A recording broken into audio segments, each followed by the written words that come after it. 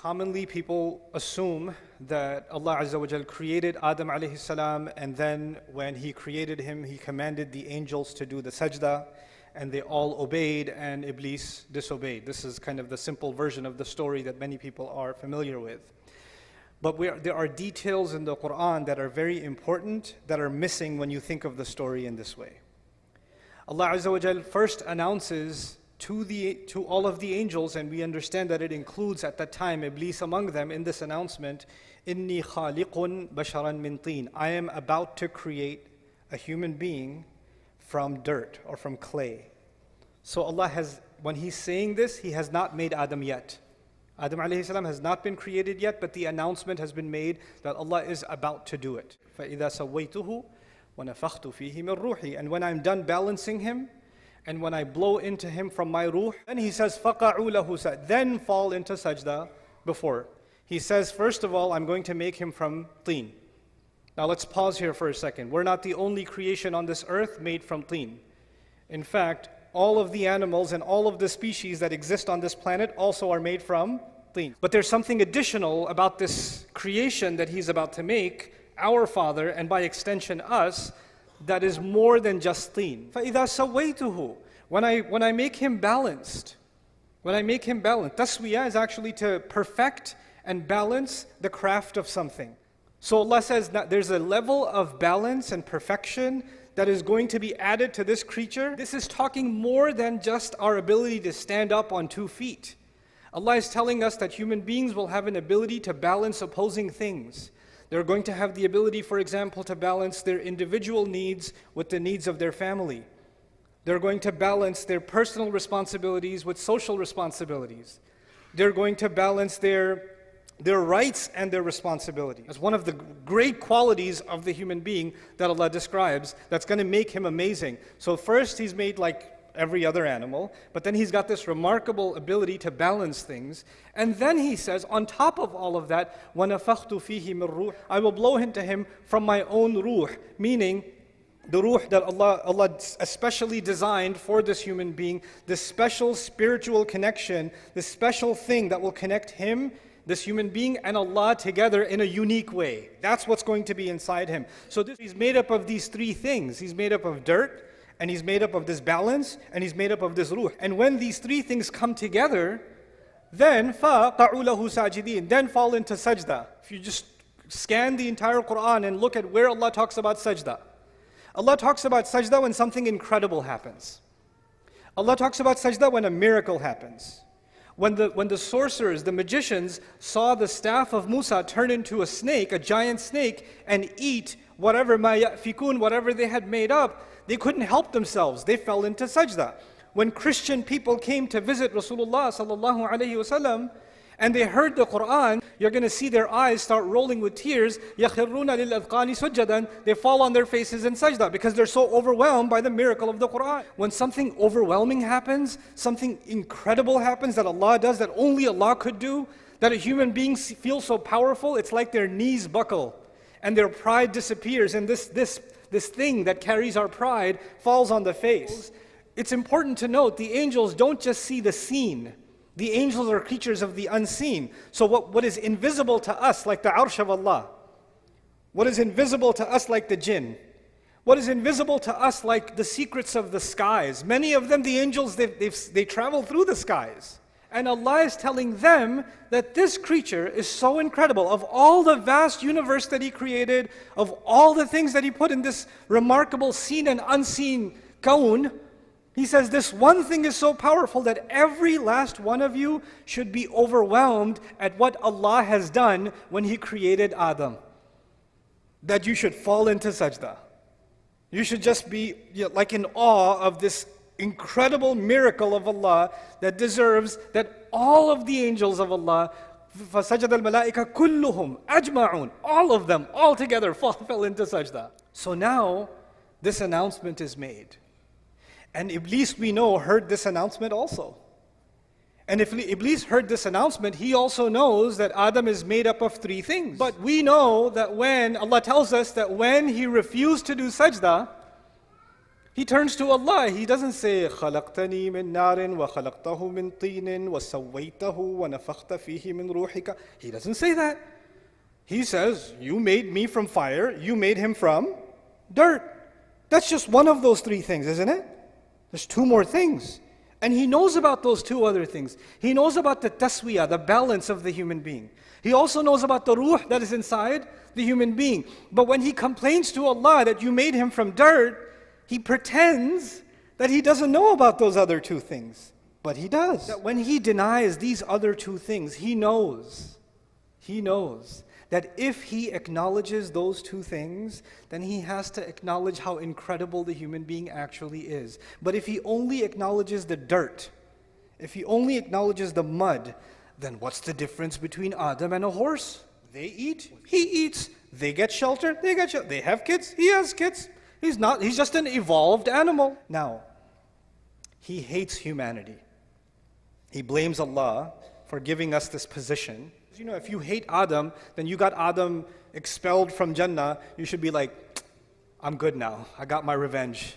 Feel better. Nah, he doesn't feel better. He's like, now I'm going to get his kids. And now I'm going to get his family. And now I'm going to get their kids and their kids. And he keeps ruining human beings time and time and time and time again. And the rage of his fury doesn't go away. He doesn't feel any better after getting revenge or destroying things. He does many things to destroy us. But one of the most important things he does, he did not want the human being to be acknowledged as something worthy. And his greatest success, one of his greatest successes, if he can convince you and me that in fact you're not worthy. Self-worth, valuing yourself, respecting yourself as a human being, is actually one of the great crises in the world today. Oh, I used to have a job, but I'm retired now. Nobody cares about my opinion. I'm worthless. I just sit home all day. My son has a job. My daughters are gone away to college, and I'm just useless here. I'm just a burden on everyone. There's an old man sitting in his home thinking he's completely worthless. All I can do is just go to the masjid and come back, but I live with this worthlessness inside me. It's just better if I just die. These are the thoughts he has inside his. He doesn't say it. Sometimes he even says it.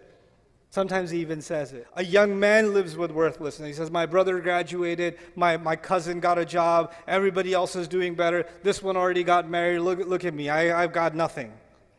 I didn't accomplish any of those things. Oh, I wasted so many years. I should have done this, I should have done that. Everybody tells me I'm a loser, I must be a loser. What does Iblis want to do? He wants to get people to say things around you in your life. They'll say things to you that make you feel worthless. They don't even realize they're doing it. They don't even realize it. But they're having this effect on you when you start thinking, yeah, maybe I am worthless. Maybe I'm not that big of a deal. I'm a nobody.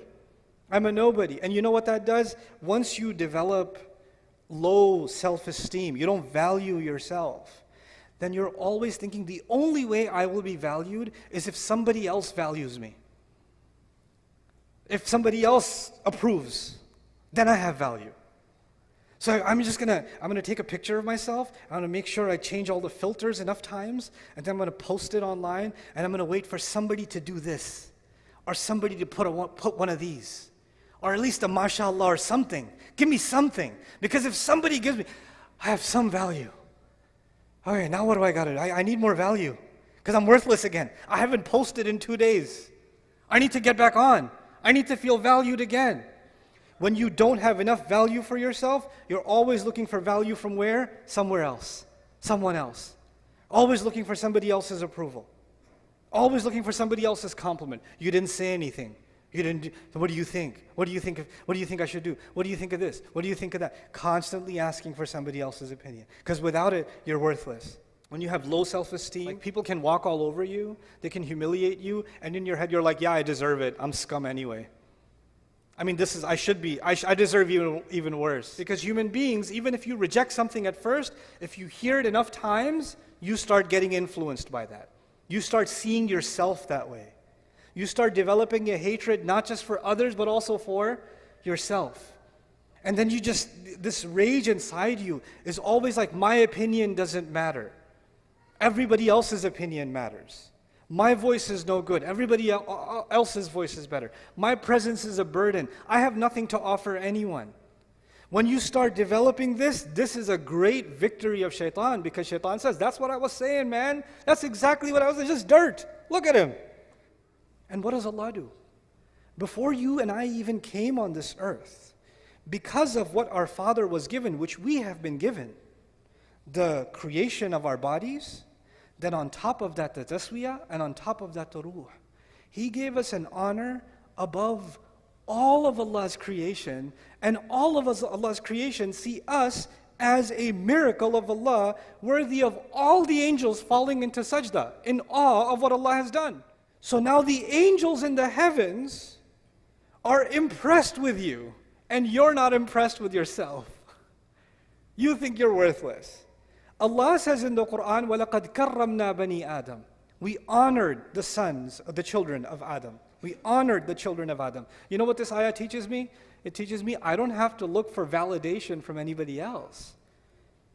I can look for, did I do a good job or not? I should check. I shouldn't take this lesson and say, you know what? I don't need anybody else's opinion. Now, I'm going to go home and pour all the salt into the food and then cook it and say, how does it taste? Well, I don't care about your opinion because Allah has honored me. That's not what I'm saying. That's not what I'm saying at all. We do need to get correction from each other. And by the way, when you value yourself, then being criticized is not humiliation. When you truly realize your worthiness, then you realize that if someone is criticizing me and saying, hey, you said this incorrectly, or you need to improve this, or this could be better, then they're doing me a favor to help me improve. I don't feel like I'm being insulted, because when you have really low self-worth, then criticism feels like you're being pushed even lower down. But that feeling goes away once you have value for yourself, once you recognize Allah has given me value. But this is one side of the equation, that we value ourselves. But Iblis, he's got multiple tactics. You can take that too far. You're amazing. You're the best. Believe in yourself. You. Nafsuk, nafsuk, nafsuk. And you're like, yes, nafsi, nafsi, nafsi. And you become obsessed with, yeah, I'm awesome. Our worthiness before Allah is something that should make us humble. Allah gave me such a high position, I better put that to work. So on the one hand, we value ourselves, but what we actually are supposed to value is the potential that Allah gave us. We're supposed to value the ability to make the effort that Allah gave us, not the things that Allah gave us.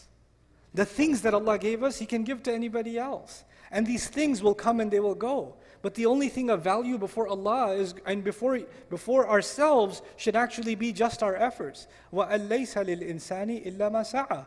Human beings will have nothing of worth on Judgment Day except the efforts that they made. That's it. That's all that's going to matter. So what's this balance between confidence and humility that has to be struck? Because too much self-worth will turn into arrogance. And too much humility, then you start thinking, I'm nothing, I'm nobody.